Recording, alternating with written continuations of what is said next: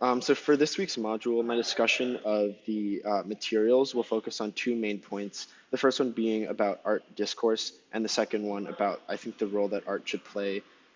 in the workplace. So first, I kind of have a critique of the video that just kind of talks about the purpose of art. I think that trying to discuss and the purpose of art, or kind of how art should feel for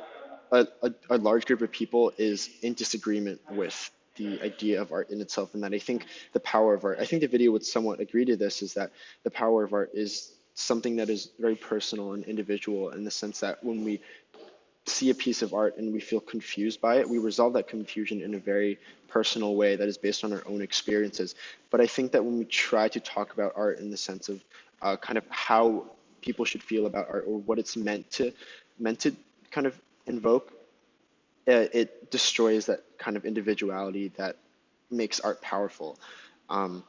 so I think that we should, rather than trying to discuss the purposes of art, I think our discourse on art should very much surround our individual experiences with it, rather than talking about this is how everyone should feel. Like, art should make us feel happy, or art should make us feel a certain way. I think it should be art has made me feel a certain way, or based on my own experiences, this is how I've reflected on art. And I think that allows other people to kind of learn from that, rather than feel like they're supposed to feel a certain way. Secondly, in terms of art in the workplace, I think that art kind of has to play a very specific role in the workplace, and I think that it has to be designed in a way to fit the workplace, and in the way that workplaces are designed. Um, for example, in the article about the office space time loop, or I guess like the history of office architecture, I think it's really interesting to see how a lot of that design is very much based on uh, the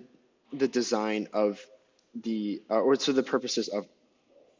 the office. For example, the what is valued in an office, such as productivity or worker wellness and interpersonal communication, is what is typically reflected in that office architecture. And I think art has to follow in a similar way, in that I think art necessarily needs to have to kind of follow that sort of design in order for it to play a productive part in the workplace. For example, I think like the pipe painting, right? Yeah, it was meant to kind of convey things like meaninglessness and an attack on authority, yet it wouldn't play kind of a coherent role in an office where things are meant to make sense, and authority is really important, and conformity is also sort of a big part of how offices work. And then in terms of the article about art as therapy, I think that art really isn't enough on its own to really do much. I think that some of the psychological problems that are talked about in the article are very much deeply embedded in the culture and the kind of work that people are doing. So I'm very skeptical as to how art can immediately unravel that, versus I think that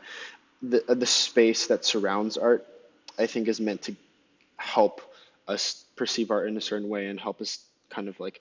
take what we can out of art. And I think that in an office, the art that should be put in an office, I think, should fit kind of the values of the office in order to really kind of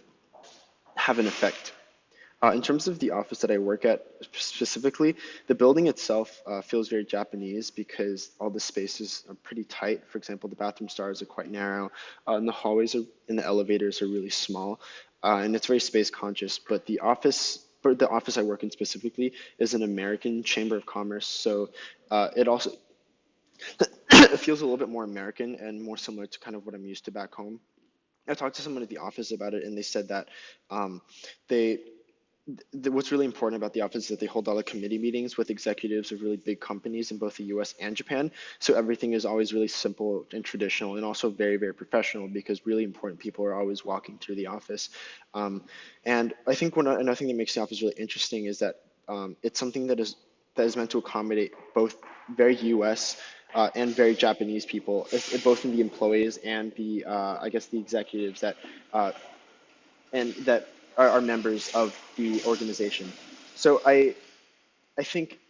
I talked to someone who comes from an American background, who's working in the office right now, and they said that the office feels really, really quiet, and everyone kind of just communicates online or over email instead of talking to each other, because it's so quiet. It feels very hard to kind of connect with people, and I very much agree with that. And I don't really like that about my office, but I can understand how, because the office is meant to accommodate two very separate cultures, uh, it makes sense that sort of it's hard for me to kind of get everything I want out of the office, and insofar it's meant to accommodate a really large group of people, especially given that office culture. This is very much dependent on kind of the history of industry and work culture in a specific country. And so working in an international organization, I think, produces a really complex issue for office architecture and office culture that I think I'm struggling a little bit with, but I think I have a lot to learn from.